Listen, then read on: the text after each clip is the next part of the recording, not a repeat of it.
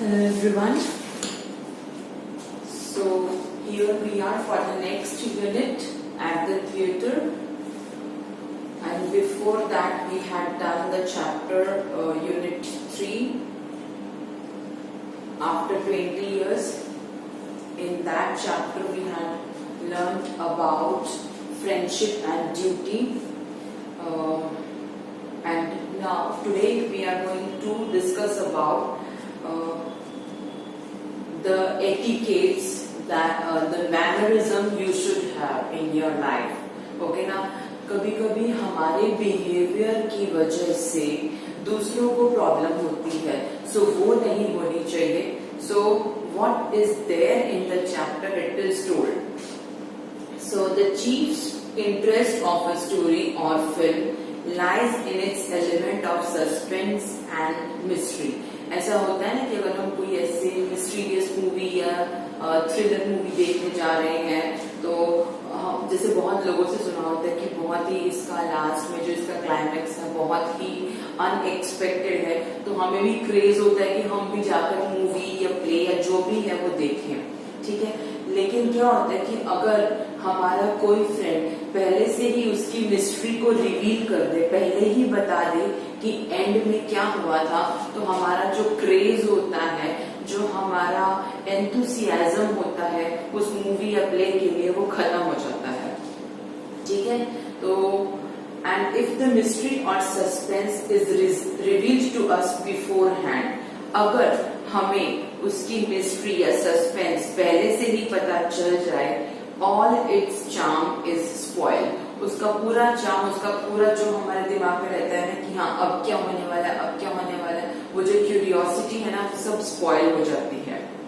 The revelation must come to us step by step. अगर किसी चीज को, किसी स्टोरी को रिवील भी करना हो रहा है तो अगर हमें स्टेप बाय स्टेप पता चलेगा तभी हमारे अंदर वो क्यूरियोसिटी बनी रहेगी और हम मूवी देखने के लिए भी इंस्पायर होंगे या उस रीजन को जानने के लिए भी इंस्पायर होंगे. The revolution must come to us step by step as the story progress. जैसे जैसे स्टोरी बढ़ती है हमें वैसे वैसे ही जो स्टोरी है उसकी बातें पता चलनी चाहिए. Some people who have seen a play or a movie earlier are in the habit of talking aloud while watching it again.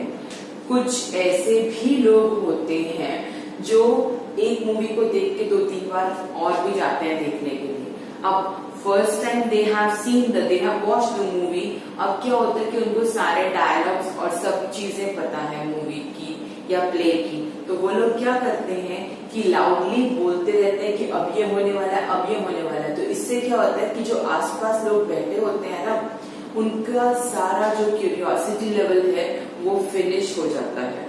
ठीक है, they keep talking and telling what is going to happen next. वो लोग यही बोलते रहते हैं कि अब क्या होने वाला है, वो पता होता है, वो डायलॉग भी बोल देते हैं. Thus they ruin the charm for all those who are sitting around watching for the first time. और वो उन लोगों के लिए प्रॉब्लम क्रिएट कर देते हैं जो लोग आसपास बैठे होते हैं और फर्स्ट टाइम मूवी देख रहे होते हैं. ओके, सो ये भी हमारी ड्यूटी है कि हम किसी के क्रेज को, जिस रीजन से वो वहां आए हैं, उसे स्पॉइल ना करें. Okay, 1 second. Fine. Now we can write these points as we always used to do, and don't feel awkward. I'm having goggles because there is some problem with my eye these days. So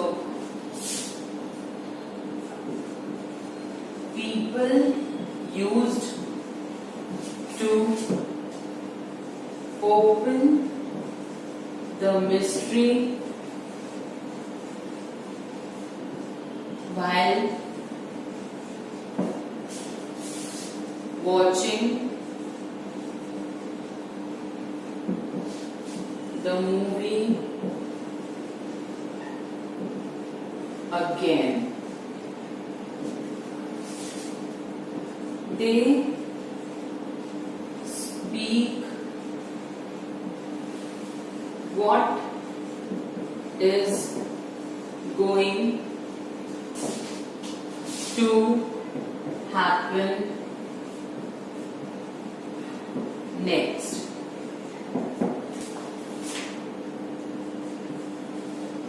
These reasons spoil others'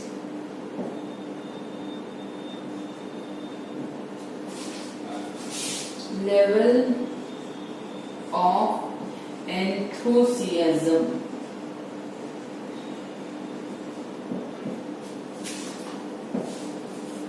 Okay, this much we have done now. How many of you, now you can tell this, how many of you go to watch movies at the cinema? Almost everyone must have gone. Have you ever met people described in this above passage? क्या आपके साथ भी ऐसा कभी हुआ है? ऐसे लोगों से आप मिले हो कि जो लोग वही करते हैं कि रिवील कर देते हैं पूरी की पूरी mystery? What will you do if you find yourself in the same situation described in above? आप लोग क्या करेंगे अगर आपके साथ भी ऐसा कुछ हो जाए? क्या आप उन लोगों से लड़ेंगे या उन्हें समझाएंगे या खुद ही मूवी छोड़कर चले जाएंगे, या और आप जो भी आपको ठीक लगता है वो आप बता सकते हैं. Now, rules of etiquette are important for smooth social life. ये तो एक पर्टिकुलर एरिया है कि जहाँ पर हमें लोगों की वजह से प्रॉब्लम हो रही है. ऐसे ही और भी बहुत सारी बातें हैं जो कि हमारे सोशल लाइफ में होती हैं, जिसकी वजह से या तो हम दूसरों को डिस्टर्ब करते हैं या दूसरे हमारी वजह से डिस्टर्ब हो जाते हैं. ठीक है. We expect people to behave in certain ways. हम चाहते हैं कि लोग कुछ प्रॉपर वे में ही बिहेव करें. जैसे अभी क्या होता है कि अगर आप फ्लैट्स में रह रहे हैं तो जो कॉमन ट्रैश कलेक्ट करने की जगह होती है, कई लोग क्या होते हैं जो फर्स्ट सेकंड फ्लोर वाले होते हैं वो लोग अपने रूम का या अपने घर का ट्रैश नीचे ही डाल देते हैं, जिससे ग्राउंड फ्लोर वालों को बहुत प्रॉब्लम होती है. सो ये बेसिक एटिकेट्स है कि हमको मालूम है कि हमारे ग्राउंड फ्लोर पे कोई दूसरी फैमिली भी रहती है, तो we should not disturb them in any of the ways. Okay. If they do not, we expect people to behave in certain ways. If they do not, they hurt our feelings.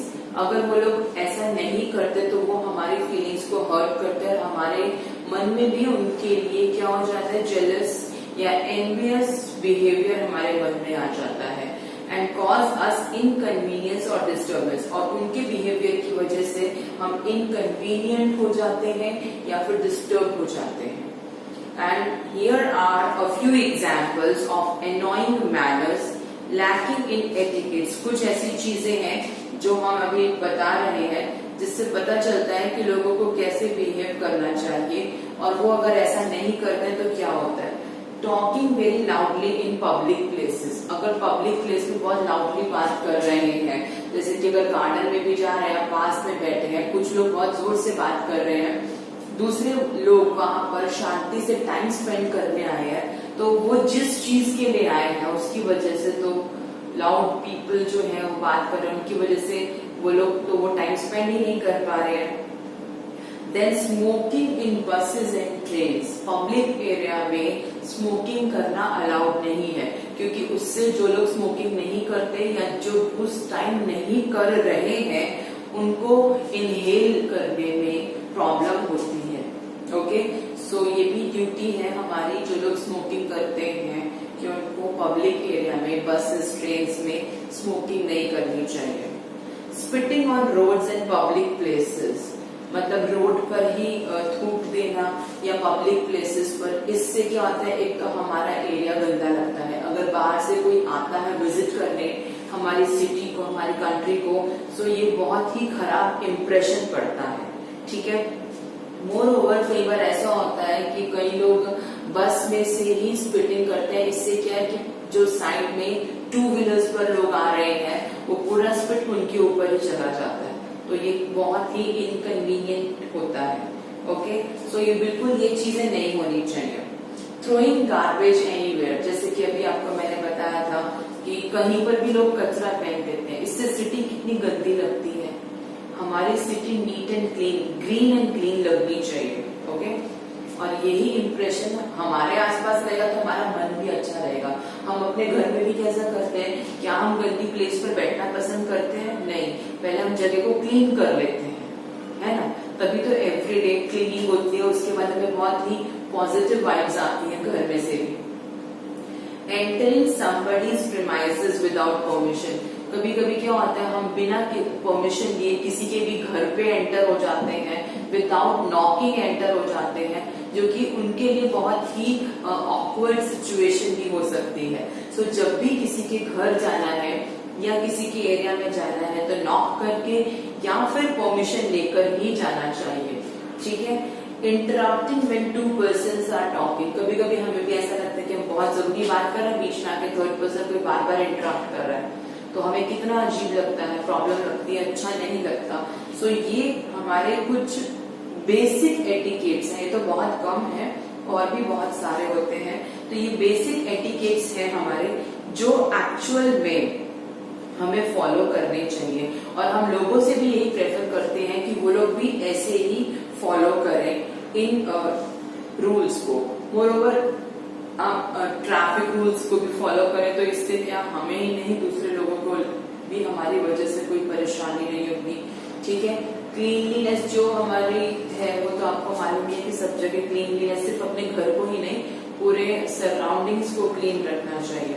ठीक है। Public properties को कोई नुकसान नहीं पहुंचाना चाहिए। ठीक है। हमारे जो हेरिटेज है, जो हमारी हिस्टोरिकल मॉन्यूमेंट्स है, हम लोग वहां जाकर उन वॉल्स को स्क्रैच करके लिखते हैं, कई लोग वहीं पर स्पिटिंग करते हैं। तो वो जो हमारे हिस्टोरिकल मॉन्यूमेंट्स हैं, जिसको देखने के लिए बाहर से भी लोग आते हैं, तो कितना खराब इंप्रेशन पड़ता है। Now you can make a list of acts of behavior you consider to be improper. So हम किस किस चीज में लैक करते हैं, देखिए, talking very loudly in public places, ऐसा हम करते हैं और इन चीजों से हम खुद भी डिस्टर्ब हो जाते हैं। Smoking in buses and trains,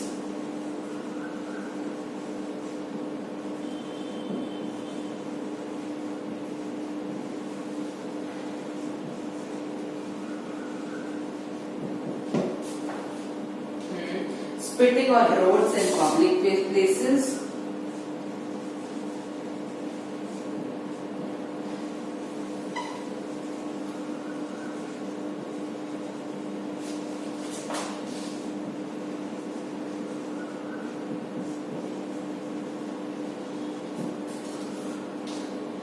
throwing garbage anywhere,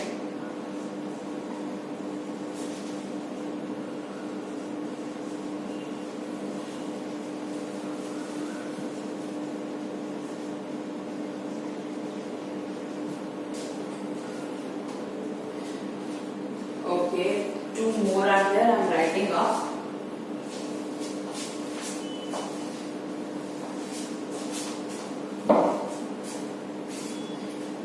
Entering somebody's premises without permission,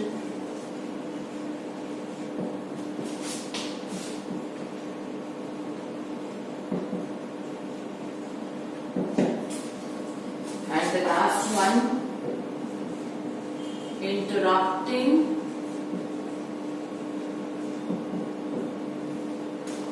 when 2 persons are talking.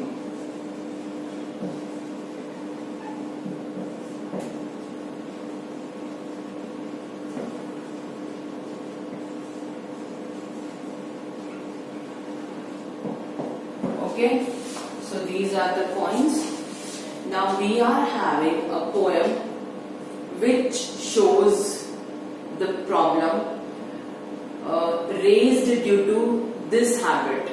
Okay, so I am explaining that poem at the theater. Actual name, it is the name of the poem, At the Theater. So I am resuming again. Okay.